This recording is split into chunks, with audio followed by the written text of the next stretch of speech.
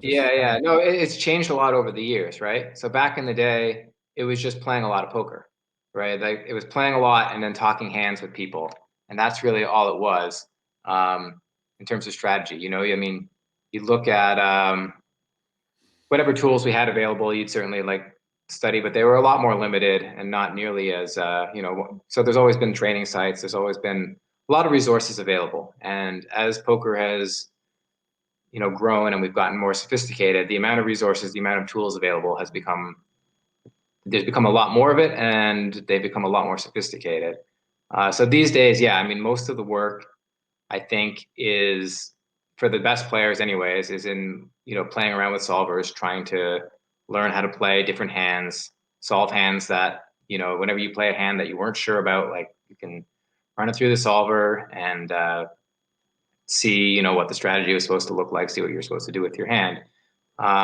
But there's huge levels of like depth and detail you can go into, right? Like just like looking up a hand and saying, okay, I was supposed to do this. Like that's not a huge amount, like I think the best players that are able to like look at these outputs and say, okay, this is what my whole strategy looks like. This is what, my range is, his range is. And they're able to sort of internalize these concepts because you can't memorize all the stuff, right? It's not about like who can memorize the most charts. It's about like who can, you know, there's some stuff you have to memorize, obviously. There's a lot of stuff you have to memorize, but there's also a lot of just like learning general concepts, understanding, okay, like in this situation, my strategy is going to look like this, and ideally understanding like why, because I have, this range advantage or whatever, like just understanding what the ranges look like and understanding the whys, I think is what the best players are able to do more so. And then they're able to sort of figure it out in game because they understand conceptually what the strategies look like.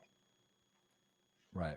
Okay. So that's the big thing for me is just spending time studying all these types of things, trying to like figure out new concepts. Anytime you can just sort of discover something in a situation where you can dig a little bit deeper than just saying like, okay, what did my hand do?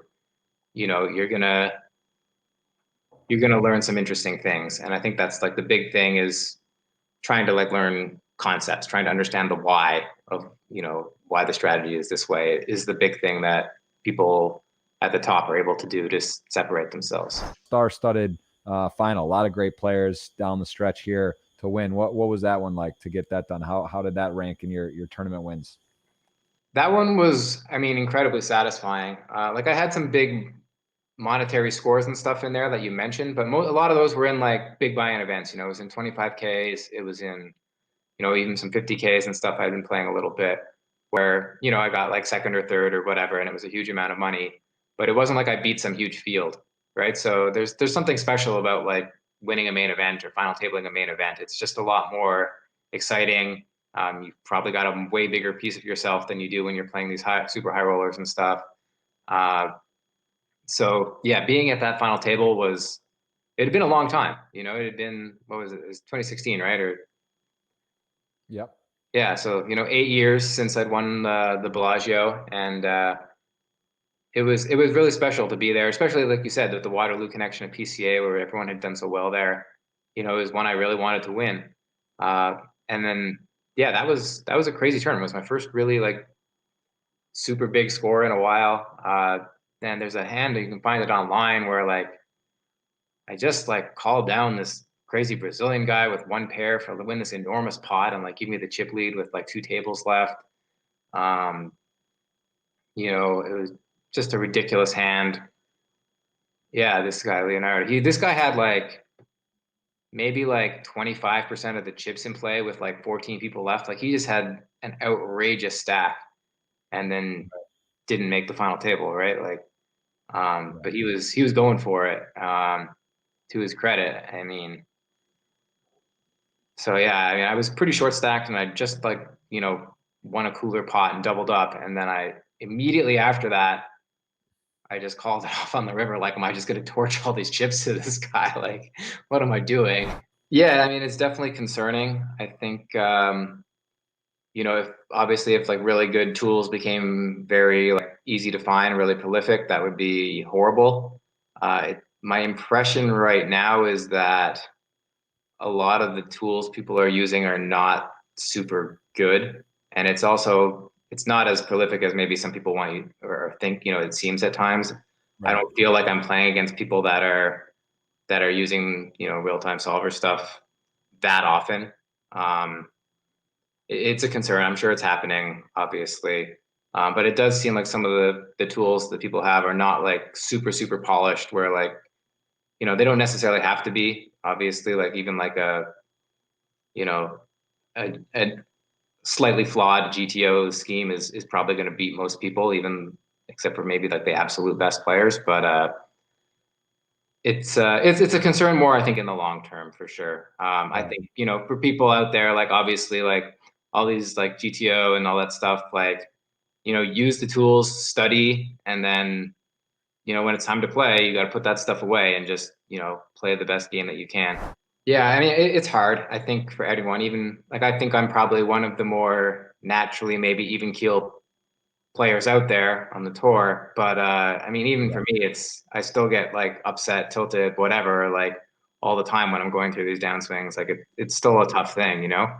So it takes a lot of practice. It's a lot of you know, just trying to think about it, I guess, really rationally and just constantly like assessing your game. You know, you just need to be brutally honest with yourself and just be like, you know, am I playing well? Am I making the right decisions? Or is this getting to me? And you've got to find a way to like really like look inside and say, okay, you know, this is what's happening. You know, I'm definitely been times in my career where I was, you know, realize like, man, you're just not playing well enough right now. You know, like you haven't been working hard enough. You've, you know, prioritized other things for a while. That's fine, but like you know, you need to get back to work and sharpen up your game if you're gonna keep grinding at these stakes, you know, and that's a thing that I think happens to everyone at some point. It's hard to keep that motivation and that work ethic at like 100, like, you know, year after year after year. There's going to be times where, you know, you're super gung ho. You're like, okay, let's do all the poker, let's do all the work, and then there's gonna be times you're like, you know what, like I still love poker, but man, I'm a little burnt out. Like,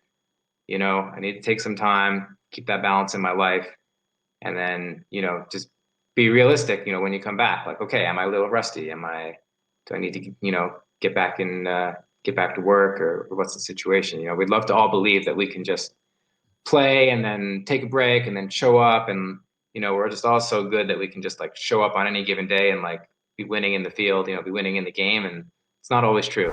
Yeah, well, I didn't really tell my parents I was playing poker seriously at all for a long time. I think after I finished my undergrad, I was at home for that summer trying to play a lot. So, you know, I couldn't really hide that I was at the computer playing on Poker Stars like most of the day. You know, they kind of figured it out. But Mhm. and at that time, you know, I think they were a little skeptical. I wasn't really making much money at that point. You know, I made like a few $1,000s. So, you know, my goal was to maybe make like 20 bucks an hour or something all summer and then hopefully like build the bankroll and learn a lot. Ended up making, yeah, like $0 an hour, like I said. But I think they were very skeptical at that point. But my parents definitely, I mean, they're both university professors. I think they both know that I'm very like, you know, smart, capable person at that point, and they had a lot of faith in me. And then obviously, you know, later on when I started to show like, oh, I'm having all the success at it, I think they realized like, okay, like this is a bit different, but like, you know, we trust your judgment. We think you know what you're doing. So they're very encouraging. And you know, That's they're cool. definitely, I think, not. There's a lot of pressure on me to finish the master's degree, with both my parents being having doctorates and stuff. Like I felt like the academic path was sort of like the default option for me, basically. Yeah. So not finishing, you know, the graduate degree was something I was really concerned about. That like I didn't care that much, but I was like, they're gonna maybe look down on me. But you know, at some point, I actually had a conversation with them with my mom. She was like, you know, you don't really want to be doing this. If you want to chase the poker, like we'll support you. Like that was just a really like important thing I think to hear. What do you think about the HUDs and real name? No HUD on party and real name on party That poker. What do stuff honestly never really bothered me. I like using it. I don't think it's like some huge advantage. It just sort of like honestly, like the main thing I get from HUDs is I'm playing like six tables. If there's a guy who's like a 60 VPIP fish, then like the HUD shows it to me, and I might miss that when I'm six tabling and not paying close attention. You know, like that is like probably literally like one of the main advantages that I get from a HUD. Right. So you're not like the HUDs. You're not like in there looking at turn frequency, bet size. It's kind of hard. I think that's the thing too. When you're playing 6-8 tables, you're not really able to like dive deep onto like turns or super advanced statistics. Like that's how I felt too. I use HUDs like pre-flop raise, the basic stuff. I'm looking at like, oh, that's abnormal. And if exactly your point, if you're playing a bunch of tables, you might miss it or just miss some low hanging fruit. But I'm not like, I think that was kind of my concern that people like Jungle Man, let's say, who's like how they process and use this. They're like, it's very rare to have someone that can deep dive and really pick off super in-depth stats on people, I think. Yeah. But maybe I think the other thing too with tournaments, you're just not playing with the same people all the time, you know? And so the people that in the high stakes community or like the super high roller community, like we're playing against each other all the time. We're already all like studying each other's game a lot. So having like a big database on hands of those people, maybe that could be used in a lot of ways. And those are obviously the players that would know how to use that information. But in general, in MTTs, you're looking at even people that you play with like pretty often. I think I've got maybe like 2,000, 3,000 hands at most, against even a lot of these high volume regs from like Stars, which I guess is about all I'm getting now is Stars hands. So, the sample size is not super big. You're not getting into like obscure situations super often where you're going to be able to just like look at some number, in a table in a spreadsheet and like figure some stuff out. If someone has like a really obvious leak, it might show it in the data, but ideally, I mean, you'd hope you'd be picking up on that stuff anyways, just from like playing and paying attention. Right. So, like if someone's just folding the river like all the time, like maybe that's something that would show up quickly in a database. I don't know.